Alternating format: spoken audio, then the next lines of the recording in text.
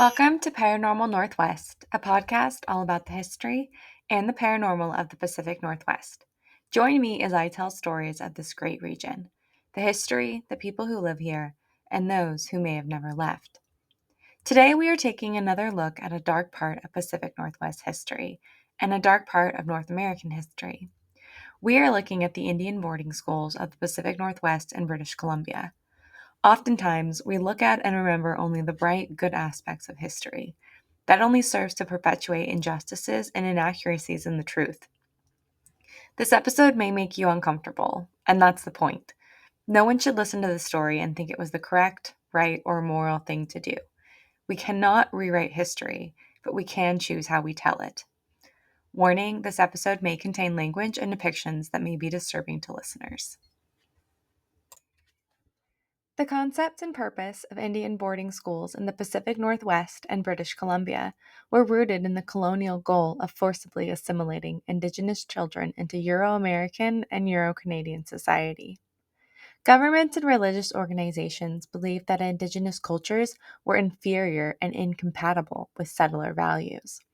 The schools aimed to civilize Indigenous children by removing them from their families and communities, isolating them from their languages, traditions, and spiritual practices. By immersing them in a controlled environment focused on Christianity, English and French language acquisition, and Eurocentric values, the intent was to systemically erase Indigenous identities. Key to this assimilation effort was the suppression of Indigenous languages and cultural practices. In these schools, children were often punished for speaking their native tongues or engaging in traditional ceremonies. The curriculum emphasized vocational training for boys and domestic skills for girls, reflecting the colonizers' views that Indigenous people were only suited to menial labor. This education system was designed not to elevate Indigenous students as equals, but to prepare them for subservient roles in settler society, further reinforcing racial hierarchies. The broader aim of these schools was to undermine Indigenous social structures, particularly the transmission of cultural knowledge between generations. By separating children from their elders, who were the traditional bearers of wisdom and cultural practices, schools effectively disrupted Indigenous community life. In addition to cultural erasure, the schools were often sites of physical, emotional, and sexual abuse, causing deep trauma among students and their families. Ultimately, the legacy of these boarding and residential schools has been devastating for Indigenous peoples. Generations of children were disconnected from their heritage, leading to widespread cultural loss and intergenerational trauma. In recent years, efforts such as the Truth and Reconciliation Commission in Canada and investigations into burial sites in the United States have begun to acknowledge the profound harm caused by these institutions and support the healing and revitalization of Indigenous cultures.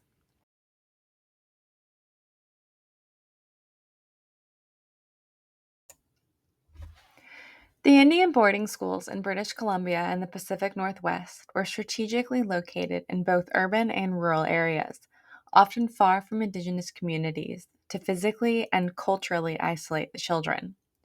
These schools were established in regions with significant Indigenous populations, reflecting the colonial government's intent to assimilate local tribes. In British Columbia, Indian residential schools were strategically distributed across the province, reflecting both the government's desire to assimilate Indigenous children and the logistical need to gather children from remote Indigenous communities. These schools were often placed either near major population centers or in more remote areas, making it difficult for children to maintain contact with their families and cultures. The isolation of these schools was a deliberate tactic to enhance the process of cultural suppression, with administrators believing that removing children from their home environments would expedite their assimilation into Euro-Canadian society. The Kamloops Indian Residential School, located in Kamloops, was one of the largest and most prominent institutions in the province, with hundreds of children from various Indigenous communities passing through its doors. It operated from 1890 to 1978 under Catholic Church administration. The school gained international attention in 2021 when ground penetrating radar revealed the presence of unmarked graves, highlighting the tragic legacy of these institutions. The Kamloops School became symbolic of the widespread abuses and deaths that occurred in the residential school system.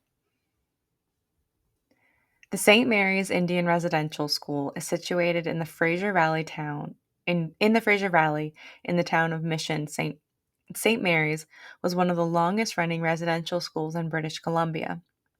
Established in 1863 and operated by the Catholic Church, it was one of the first residential schools in the province.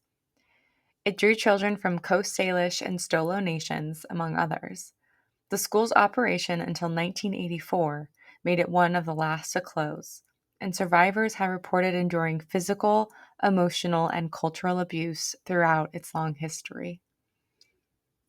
The Cranebrook/St. Eugene's Indian Residential School, located near Cranebrook in southeastern British Columbia. This school served children from the, and I know I'm not going to say this right, I apologize in advance, Kanutsa Nation and other indigenous groups in the region.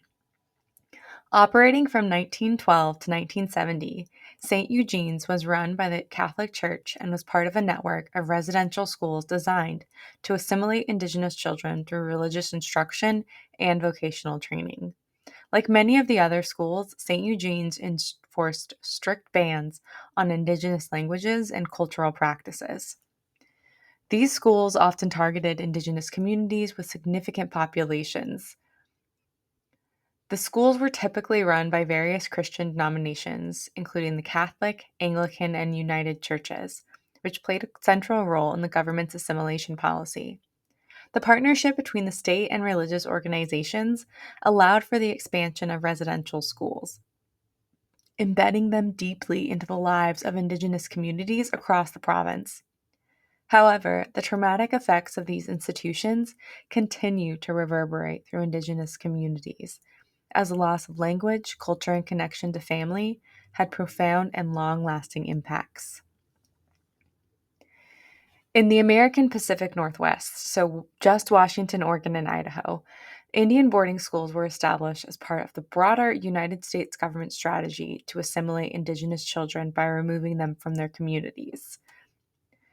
The schools in this region were placed both on reservations and in more distant areas, ensuring that Indigenous children were disconnected from their families, languages, and cultural traditions. This physical and cultural isolation was central to the government's goal of assimilating Indigenous children into Euro-American society.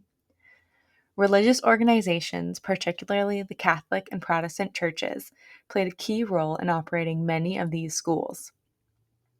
The Tulalip Indian School in Washington State, located on the Tulalip Reservation near Marysville. This school opened in 1905 and was run by the Catholic Church. It primarily served children from local tribes, including the Coast Salish, Snohomish, and Duwamish. The Tulalip School was designed to immerse children in a strict regimen of religious instruction, English language education, and vocational training, discouraging any expression of their Indigenous identity. By placing the school on the reservation but isolating the children within the school grounds, the institution attempted to enforce Euro-American values while still maintaining proximity to the Indigenous populations it sought to change. The Shamawa Indian School in Oregon. Established in 1880 near Salem, Shamawa is one of the oldest continuously operating Indian boarding schools in the United States. Initially called the Forest Grove Indian School before moving to Salem in 1885, it drew students from a wide geographic area, including tribes from Washington, Oregon, Idaho, and even Alaska. Students came from tribes like the Yakima, Nez Perce, and Klamath. Chamawa was symbolic of the federal policy that aimed to Americanize Indigenous children through rigid discipline, vocational training, and the suppression of Indigenous languages. Over the years, the school evolved into one of the larger institutions, with a reputation for educating children from diverse tribal backgrounds in the Pacific Northwest. The Fort Spokane Boarding School in northeastern Washington operated between 1900 and 1914. It served children from tribes in the Columbia Plateau, including the Spokane, Colville, and other plateau tribes. The school was built on the site of a former military fort, emphasizing the militarized nature of the boarding school experience, with children subject to strict discipline and routine. Like other schools in the region, Fort Spokane focused on vocational training and religious instruction, systemically separating children from their cultural practices and traditions. The remote location of the school ensured that children had little contact with their families, reinforcing their forced acculturation. These boarding schools in the Pacific Northwest were deliberately placed close to indigenous populations to facilitate the systemic removal of children while being far enough away to minimize the influence of their families and communities. This geographical strategy was crucial for the success of the assimilation policy, as the schools aimed to control nearly every aspect of the children's lives. Students were drawn from various tribes, including the Yakima, Nez Perce, Coast Salish, and others, all of whom had and still do hold strong ties to the region's natural landscape and cultural traditions. The impact of these schools was profound, as they played a central role in the effort to erase indigenous languages, customs, and identities in the Pacific Northwest. The origins of the Indian boarding schools. In the United States, the establishment of Indian boarding schools in the United States was closely tied to broader federal assimilation policies that sought to integrate Indigenous peoples into mainstream Euro American society. The Dawes Act of 1887, also known as the General Allotment Act, played a pivotal role in this process. The act divided collectively held Indigenous land into individual plots, with the aim of encouraging private land ownership and reducing the communal nature of Indigenous societies. By breaking up tribal lands, the Dawes Act aimed to dismantle traditional Indigenous social structures, making Indigenous peoples more dependent on Euro American systems of governance, and economy. However, the act also had a direct impact on education policy, as it reinforced the idea that the survival of Indigenous communities depended on their civilization and cultural assimilation. Indian boarding schools were seen as a critical component of this assimilation process, teaching children Euro American farming techniques, household management, and vocational skills that align with the values promoted by the Dawes Act. One of the most significant models for Indian boarding schools was the Carlisle Indian Industrial School, founded in 1879 by Captain Richard Henry Pratt in Pennsylvania. Carlisle was the first off reservation boarding school for Indigenous children and became the blueprint for many other schools across the United States. Pratt's philosophy was encapsulated in his famous statement, "Kill the Indian, save the man." This phrase summed up the mission of Carlisle and other boarding schools to strip Indigenous children of their cultural identity and replace it with Euro American values, language, and behavior. At Carlisle, children were required to cut their hair, wear European style clothing, and abandon their native languages and spiritual practices. They were taught academic subjects, but more importantly, they were trained in manual labor and vocational skills, such as farming, carpentry, and sewing, that would prepare them for a subordinate role in settler society. The strict regimentation and military like discipline at Carlisle set the tone for how other Indian boarding schools were run.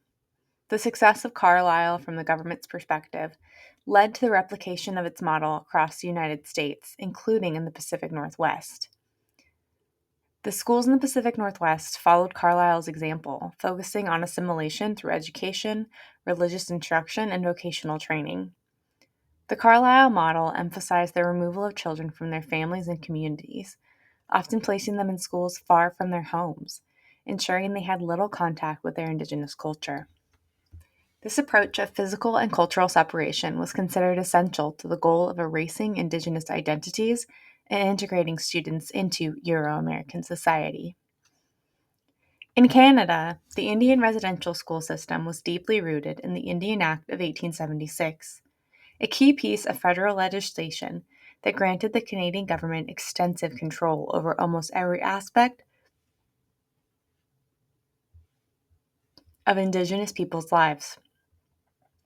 The Indian Act was designed to assimilate Indigenous people into Euro Canadian society, with the ultimate goal of erasing Indigenous cultural identities and integrating Indigenous peoples into the mainstream settler population. One of the Act's provisions was the creation of a system of residential schools, which would be used to educate Indigenous children according to Euro Canadian norms, suppressing their native languages and traditions and convert them to Christianity.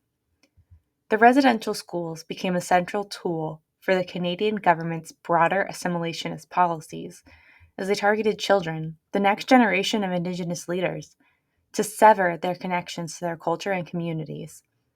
By the late 19th century, attendance at these schools was compulsory for Indigenous children in many regions of Canada, further cementing their role in the forced assimilation process. A significant aspect of the Indian residential school system in Canada was the partnership between the government and religious organizations. The Canadian government provided the funding and legislative framework for the schools, but it was religious institutions, primarily the Catholic, Anglican, Presbyterian, and United Churches, that were responsible for the day to day operation of the schools. The government's reasoning behind this partnership was twofold. Religious organizations had the infrastructure and personnel to run the schools, and they were seen as moral authorities that could civilize Indigenous children through Christian education. Religious instruction was central to the curriculum, with the goal of converting Indigenous children to Christianity, which was considered essential to their civilization. Christian values, religious services, and moral teachings permeated the daily life at these schools, with Indigenous spiritual practices often denounced as heathen or savage.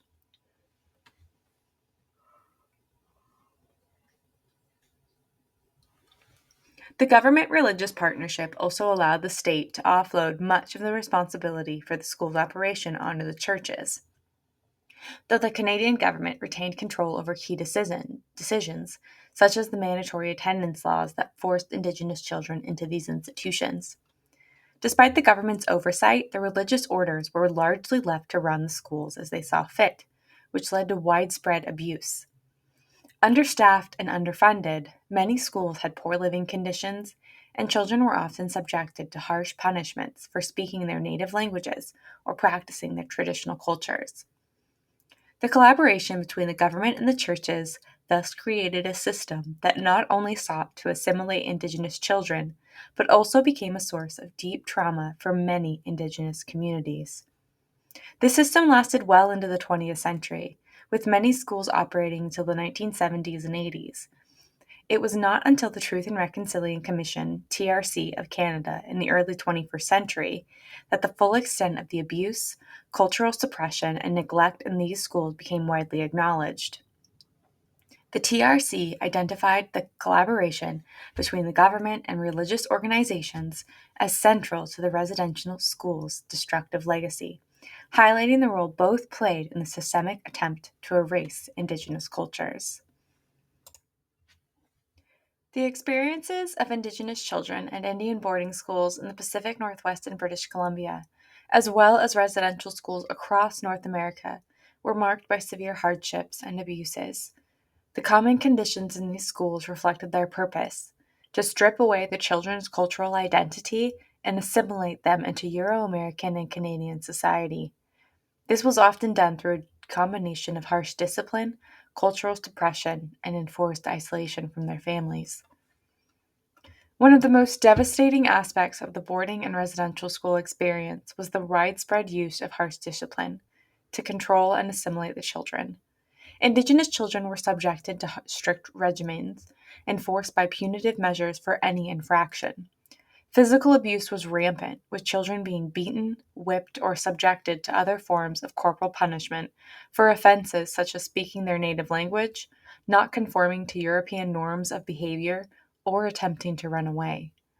Emotional abuse was equally pervasive, as children were often shamed for their Indigenous heritage and taught to despise their cultures. In many schools, the children were ridiculed or humiliated for their traditional customs, contributing to deep seated feelings of inferiority. Tragically, sexual abuse was also documented in many schools, with children being victimized by staff and clergy, who often went unpunished due to the lack of oversight and accountability in these institutions. The combination of physical, emotional, and sexual abuse left many children traumatized with lifelong psychological scars. Another central feature of the boarding school system was the forced removal of Indigenous children from their families and communities. This removal was often achieved through coercion, with parents being pressured or legally forced to send their children to these schools. Once taken, children would often remain at the school for many years, with only limited opportunities to visit their families, if any. This long period of separation from their families was particularly devastating, as the children were disconnected from the support systems and cultural teachings that were integral to their identity. Many children were taken hundreds of miles away from their homes, making it nearly impossible for parents to visit or intervene in their children's lives. Communication with family members was also heavily restricted, and in some cases, children were not allowed to write letters home.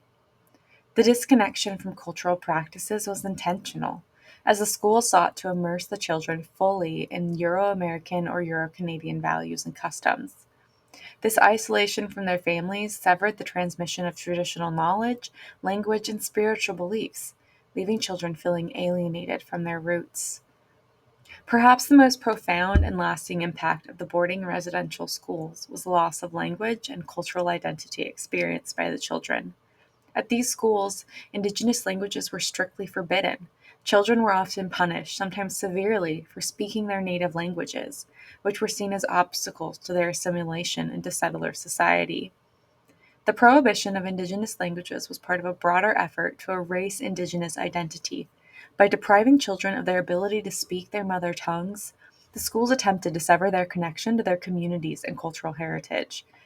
In place of their traditional languages and customs, the children were taught Eurocentric values, Christianity, and vocational skills.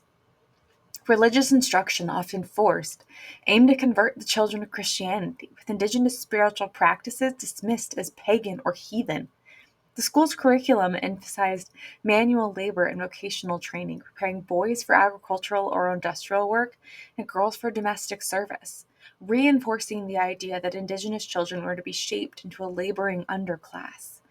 Academic education was often secondary to these vocational goals, as the schools did not envision Indigenous children pursuing higher education or a leadership role within society.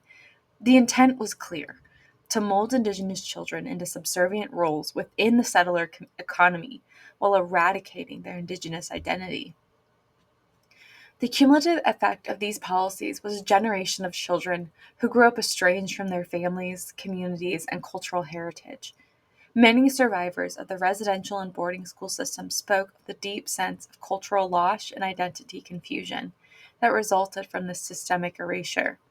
Even after leaving the schools, many Indigenous children struggled to reintegrate into their communities, feeling as though they no longer belonged to either the Eurocentric world of the school or their own Indigenous culture. This loss of language and identity has had intergenerational effects, as many survivors were unable to pass down their languages and cultural practices to their children and grandchildren. The side effects of this we are still seeing today. Despite the oppressive nature of the Indian boarding schools in the Pacific Northwest, British Columbia, and beyond, Indigenous people resisted and survived the attempts to erase their identities. This resistance took many forms, both overt and covert, as Indigenous children, families, and communities fought to preserve their children, language, and dignity in the face of forced assimilation. Acts of resistance were not only about survival, but about the deliberate reclamation of identity, cultural heritage, and collective rights. Within the boarding and residential schools, children often engaged in covert acts of resistance to maintain connections to their language and cultural traditions. Despite the severe punishments that could follow, many children continued to speak their Indigenous languages in secret, away from the ears of teachers and administrators. In hidden corners of the dormitories or while working in the fields, children whispered their native tongues and taught each other traditional songs and stories. These small but powerful acts of defiance allowed them to hold on to their cultural identity in an environment designed to strip it away. Additionally, students sometimes ran away from the schools, enduring harsh physical conditions and the threat of punishment to return home, if only briefly, to reconnect with their families and communities. Beyond the walls of the schools, parents and tribal leaders played a crucial role in resisting the system. Many Indigenous families fought tirelessly to have their children returned, often traveling long distances or petitioning the government to bring their children back home. In some cases, families hid their children or refused to send them to the schools, risking fines, jail time, or other penalties. Tribal leaders also advocated for the rights of their people, speaking out against the abuses of the residential school system and pushing for reforms.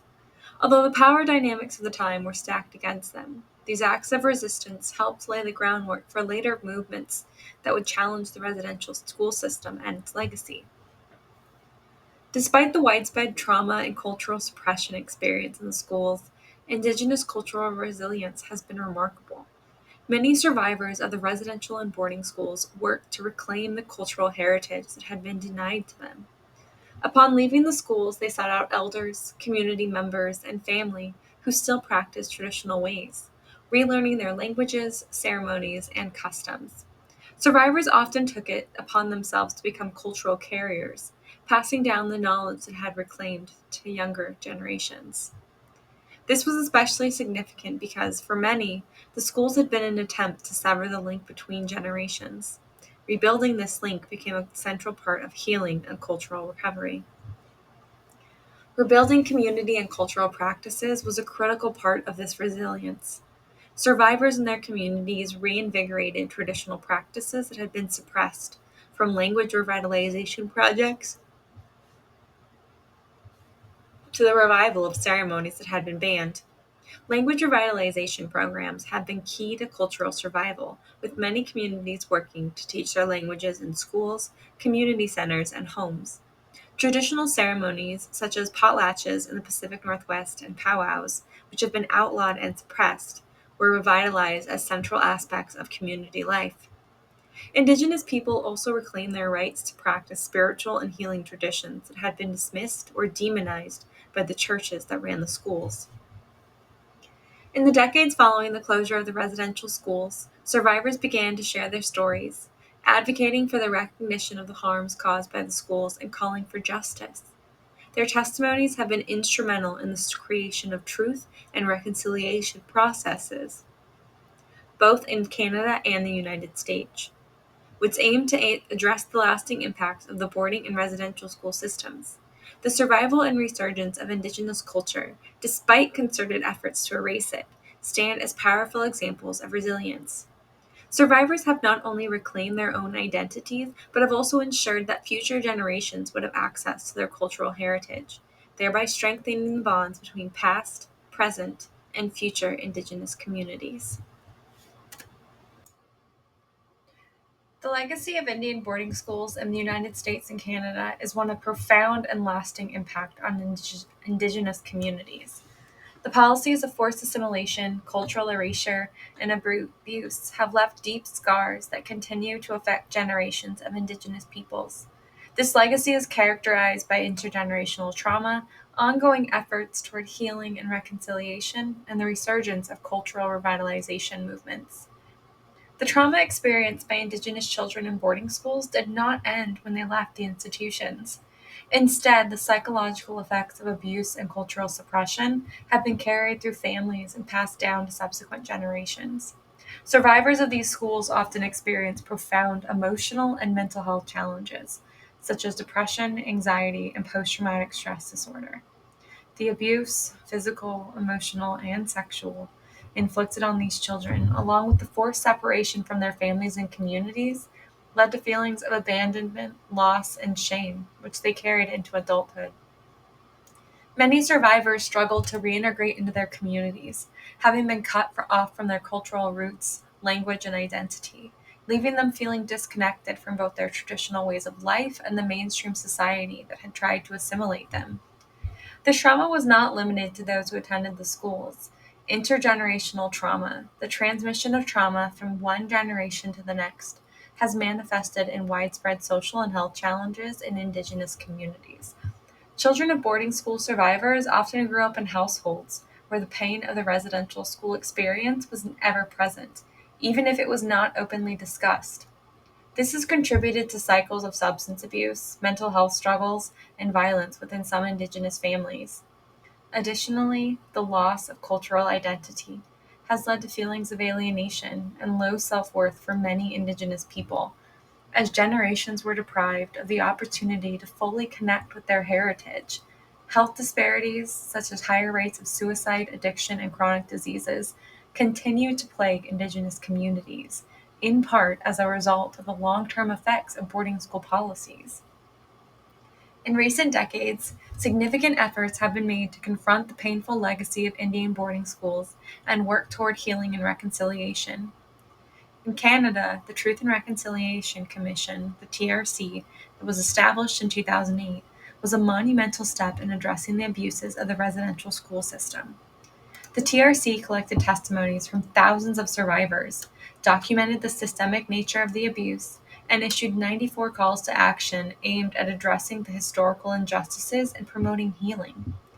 The TRC's report acknowledged the school's role in the cultural genocide of Indigenous peoples and called for reparations, language revitalization programs, and efforts to educate the broader public about the history of residential schools. The TRC was a critical moment in Canada's national reckoning with this dark chapter of its history, and it has inspired ongoing conversations about restitution and the implementation of the calls to action in areas such as health, education, and justice. In the United States, the conversation around boarding schools has gained momentum more recently. In 2021, the U.S. government launched the U.S. Indian Boarding School Initiative, an unprecedented federal effort to confront the boarding school legacy. Led by Secretary of the Interior, the initiative aims to identify the locations of unmarked burial sites at former boarding schools and document the full extent of the harm caused by these simulationist policies. The initiative also seeks to publicly acknowledge the injustices suffered by Indigenous children in their communities. The discovery of mass graves at Canadian residential schools has prompted a similar sense of urgency in the United States to confront the unmarked graves and untold stories of its own boarding school system. This effort marks a critical step toward healing as Indigenous communities work to reclaim the stories of those who never returned home and seek accountability from the institutions that perpetuated the abuse. While the legacy of Indian boarding schools is painful, Indigenous communities have shown incredible strength and resilience in the face of these efforts to erase their identities. One of the most powerful responses to the boarding school legacy has been the resurgence of cultural revitalization movements across Indigenous nations. These efforts include initiatives to revitalize Indigenous languages, which are often on the brink of extinction due to the prohibition of their use in residential and boarding schools. Language revitalization programs, immersion schools, and language classes have become vital tools in reconnecting Indigenous people with their heritage. In many communities, elders and language speakers are working with younger generations to pass on their knowledge, ensuring that Indigenous languages, once suppressed, can thrive again. In addition to language revitalization, there has been a significant movement to restore traditional cultural practices and education. Indigenous communities are reclaiming ceremonies, spiritual practices, and ways of life that were lost or suppressed during the boarding school era. Many Indigenous leaders and boarding school survivors have become advocates for culturally responsive education, developing Indigenous led schools and programs that reflect their communities' values, traditions, and histories. These initiatives aim not only to preserve Indigenous culture, but to ensure that future generations grow up with a strong sense of identity and pride in their heritage. Survivors of the boarding school system have played a crucial role in these cultural revival efforts, often leading the charge to confront the abuses of the past while creating spaces for healing and renewal. Advocacy from survivors has been instrumental in bringing attention to the enduring effects of the boarding schools, pushing for reparations and ensuring that future generations do not suffer the same erasure of culture and identity. Their resilience has transformed the painful legacy of the schools into a source of strength for many communities, as they use their stories to educate others and inspire change. Through these efforts, Indigenous peoples are not only healing from the traumas of the past, but also reclaiming their future, rooted in the revitalization of their rich cultural traditions. The legacy of Indian boarding schools in the United States and the residential schools in Canada is one of profound historical injustice. These institutions were not just educational facilities, they were tools of cultural genocide aimed at eradicating Indigenous identities by forcibly assimilating children into Eurocentric values. The trauma inflicted upon generations of Indigenous children through physical, emotional, and sexual abuse, the suppression of languages, and the severance of family ties left scars that persist to this day.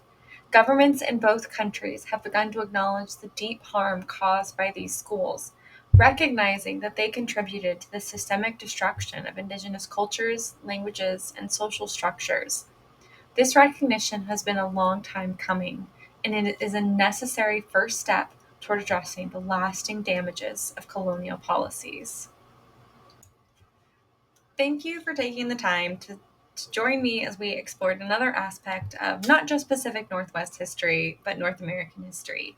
If you have stories of your own to share, follow me on social media at ParaNWPod and message or comment on a post. Until next time, bye.